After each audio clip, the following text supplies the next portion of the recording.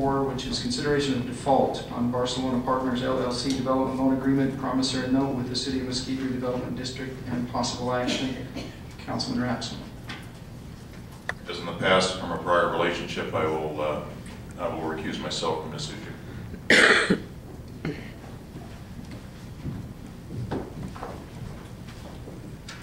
All right, we'll go ahead and excuse Councilman Rapson and turn some time over to Ms. Hunt.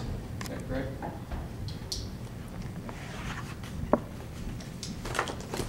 Sorry. Thank you, Council Mayor.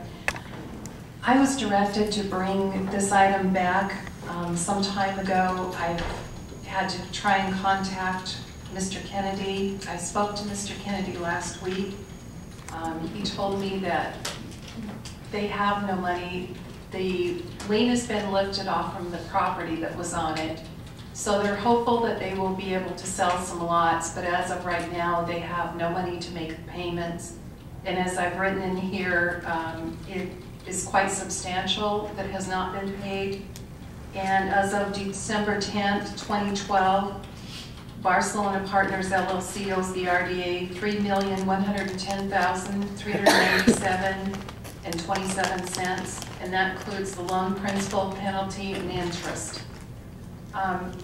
One of the remedies, well, some of the remedies in the agreement on page 7 of the executed agreement dated June 22nd, 2009, some of the remedies that can happen when they are in default is that the council can vote to stop all ongoing projects and building permits on the entire Solstice development, including the parcels listed on Exhibit E of the development loan agreement.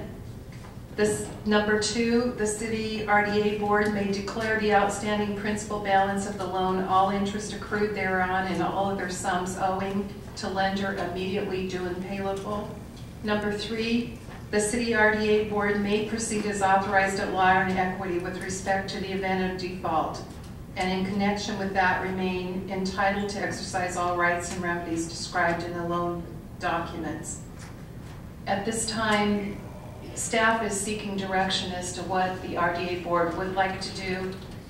Since they are in default, they have made 2 small payments on lots that were sold, and that was like $5,000 or $6,000 a piece on those. So that's the only payments that have been received on this loan. Thank you, Ms. Hunt. Any questions or comments from council at this time? Mr. Barton, did you want to make any more comments on that? Okay. Councilman Hafen. I don't know where to start. I'd like to, I think it's only fair that the public understand how this creation happened and how this thing got to where it is. A wise man once said, if we don't educate ourselves on the past, we're likely to repeat it. And I think we need to get to the bottom of why it went. I think the question that was asked earlier is kind of the universal or global question of how did we end up today where we're at? I mean, we were in a position in the beginning, you go through the minutes and the notes and the backup material. We go from first position to the SID, then we end up, we borrow these guys $2.5 million, and all of a sudden we're in the back of the bus.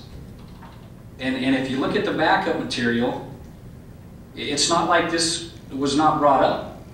I mean, it's talked about, and I'm of the opinion, as I've reviewed some of the audio and video, and maybe we ought to take a few minutes and so that public understands that we're in a tough spot here.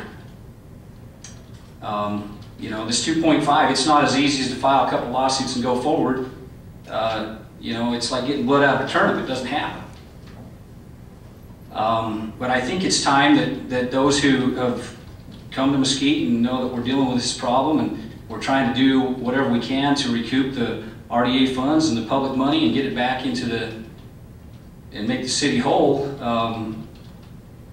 It's a tough road to hoe because of decisions and things that were done in the past. And so with that, unless the city attorney wants to answer some of those questions, or if there's, you know, I wouldn't even mind opening it up to the audience if somebody that knows some information can enlighten. But I do believe that the public has a right to understand the position that this council and mayor is in, that we're in today, and what we're trying to do to take care of their funds and to restore the city to the position that we hopefully can, which, like I said, it's a slippery slope.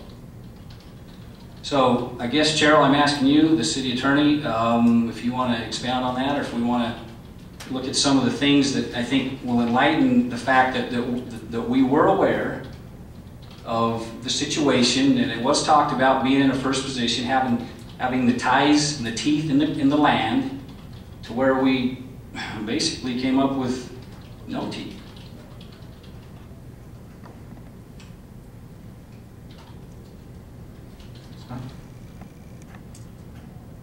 Thank you, Council Mayor. There are a couple of things that I was asked to prepare.